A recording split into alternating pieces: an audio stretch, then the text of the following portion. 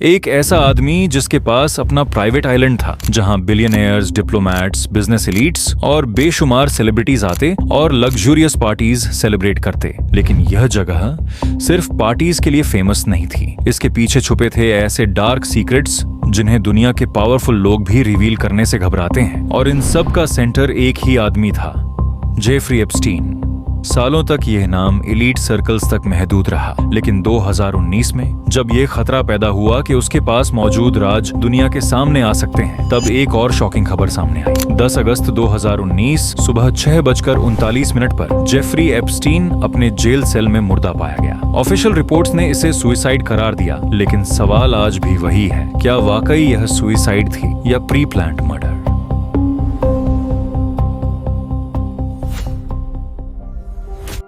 1953 को New York Brooklyn में Jeffrey Epstein का जन्म हुआ। वो एक मिडिल क्लास जूइश फैमिली से बिलोंग करते थे। उनकी जिंदगी में कुछ खास नहीं था करने को। स्कूल में एवरेज स्टूडेंट थे और कॉलेज भी पूरा नहीं किया। साल 1970 में उन्होंने अपने करियर का start as a math teacher किया। वो मैनहट्टन के एक प्राइवेट एलीट स्कूल में पढ़ाते थे। यहाँ एलीट क्लास फैमिलीज के बच्चे पढ़ने आते थे और यही एप्स्टीन ने पहली बार देखा कि पैसे की असली पावर क्या होती है। लेकिन टीचर की सैलरी से वह जिस दुनिया में जाना चाहते थे वहां नहीं जा सकते थे। एप्स्टीन नेटवर्किंग में बहुत इंटेलिजेंट थे। वह जानते थे कि असली पावर कहाँ है और वह जानते थे कि कैसे अपने आप को एलीट क्लास लोगों के लिए यूजफुल बनाना है। 1976 में वो टीचिंग छोड़कर वॉल स्ट्रीट की दुनिया में एंटर हुए। यहाँ वह एलन ग्रीनबर्ग से मिले, जो उस वक्त बेयर स्टर्न्स इन्वेस्टमेंट बैंक के सीईओ थे। एप्स्टीन ने एलीट क्लास लोगों के साथ कनेक्शंस बनाने के लिए इस जगह का भरपूर फायदा उठाया और 1982 में बिलियनियर्स और मल्टी मिलियनियर्स के लिए फाइनेंस मैनेजमेंट की कंपनी स्टार्ट की। एप्स्टीन का पिच सिंपल था, give me your money, I will invest it for you and I will do anything for you. अपना पैसा मुझे दो, मैं इसे तुम्हारे लिए इन्वेस्ट करूंगा और बदले में कुछ भी करूंगा। हर साल एप्स्टीन अमीर से अमीर तर होते गए। उन्होंने न्यूयॉर्क में सबसे एक्सपेंसिव मैंशन, पेरिस में अपार्टमेंट्स और न्यू मैक्सिको में रैंच खरीदे। लेकिन उनके एसेट्स में से सबसे ज्यादा फेमस हुआ यूएस वर्जिन आइलैंड्स का लिटिल सेंट जेम्स आइलैंड, जिसे लोग एप्स्टीन आइलैंड के नाम से भी जानते हैं। यह आइलैंड बाहर से देखने में बहुत खूबसूरत है, बीचेस, ट्रीज, ब्लू वाटर, लेकिन अंदर से ये एक अलग ही दुनिया थी। एप्स्टीन के पास बोइंग 727 प्राइवेट जेट था। लोगों ने इसे नाम दिया लोलिटा एक्सप्रेस। क्यों?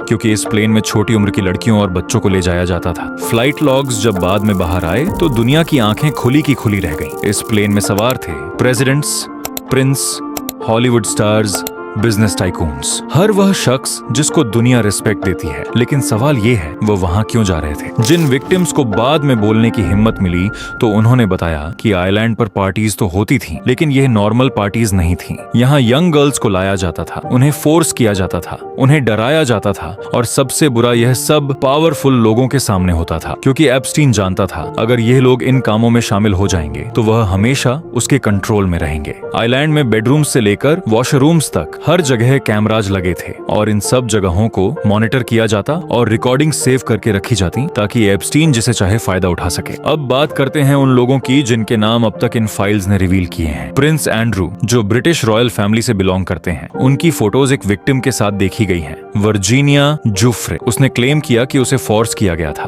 प्रिंस एंड्रू ने पहले साफ इनकार किया, लेकिन 2025 में उस लड़की ने सुसाइड कर ली और बदले में अक्टूबर 2025 में यूके के किंग चार्ल्स अपने भाई को प्रिंस के टाइटल से हटा देते हैं। Bill Clinton, former US president, flight logs में उनका नाम 26 बार आया है। उन्होंने बोला कि वह सिर्फ चैरिटी वर्क के लिए जाते थे, लेकिन पिक्चर्स में उन्हें एप्स्टीन के साथ देखा गया है। डोनाल्ड ट्रंप तो एप्स्टीन के गहरे दोस्तों में से थे, लेकिन आज वो इस बात से इनकार करते हैं। वो उसके साथ पार्टीज में जाते और वो सब करते जो आज वो दुनिया के सामने नहीं लाना चाहते। न्यूयॉर्क टाइम्स की रिपोर्ट के मुताबिक फाइल्स में अब तक ट्रंप का नाम 5300 मर्तबा आ चुका है। लेस्ली वेक्सनर, विक्टोरियाज सीक्रेट का ओनर, उनका सबसे नजदीकी कनेक्शन था एप्स्टीन के साथ। उन्होंने एप्स्टीन को अपना फाइनेंशियल मैनेजर बनाया, अपनी प्रॉपर्टीज दी, इवन पावर ऑफ अटर्नी भी दी। इसके अलावा Bill Gates, Michael Jackson, Stephen Hawkings और 30 जनवरी को रिलीज होने वाली न्यू फाइल्स में $1 ट्रिलियन कंपनी गूगल के को फाउंडर सर्गे ब्रिन का नाम भी शामिल है। अब तक 6 मिलियन में से 3.5 मिलियन फाइल्स रिलीज हो चुकी हैं और अनरिलीज्ड फाइल्स में जाने किन लोगों के नाम छुपे हैं। हैं, लेकिन ऐसा नहीं कि ये सब बिलियनियर्स एप्स्टीन को नहीं जानते थे।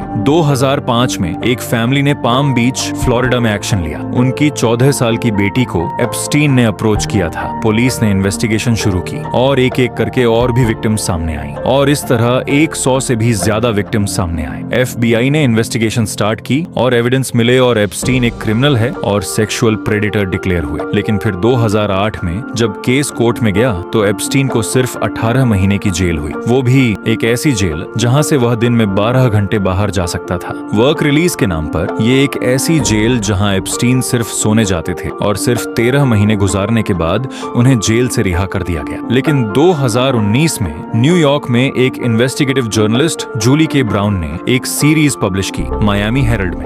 उसमें पुराने विक्टिम्स ने फिर से अपनी कहानी सुनाई, नए एविडेंस आए और इस बार पब्लिक प्रेशर इतना ज्यादा था कि FBI को फिर से केस खोलना पड़ा। जुलाई 2019 में जब एप्स्टीन फ्रांस से न्यूयॉर्क आ रहे थे तो उन्हें एयरपोर्ट पर अरेस्ट कर लिया गया सेक्स ट्रैफिकिंग ऑफ माइनर्स के केस में। बेल रिजेक्ट हुई, उन्हें मेट्रोपॉलिटन करेक्शनल सेंटर न्यूयॉर्क की एक हाई सिक्योरिटी जेल में भेजा गया। विक्टिम्स को लगा कि अब जस्टिस मिलेगा, सच बाहर आएगा, पावरफुल लोगों के नाम सामने आएंगे। लेकिन 10 अगस्त 2019 सुबह गार्ड्स जब एप्स्टीन का सेल चेक करने गए तो वह बेड पर मुर्दा पाया गया।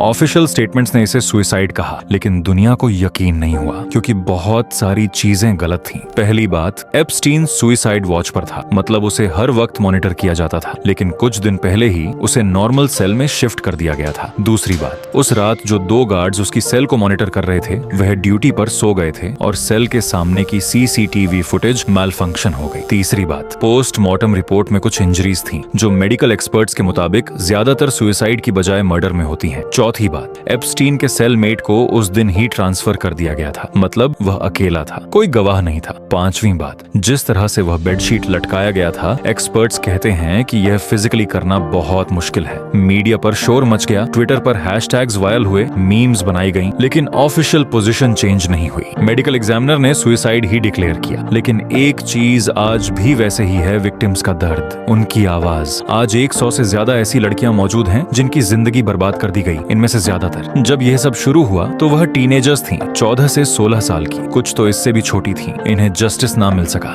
एप्स्टीन के मरने के बाद उसकी राइट हैंड गिज़लेन मैक्सवेल को अरेस्ट किया गया। ट्रायल हुआ और दिसंबर 2021 में उसे गिल्टी पाया गया और 20 साल की जेल हुई।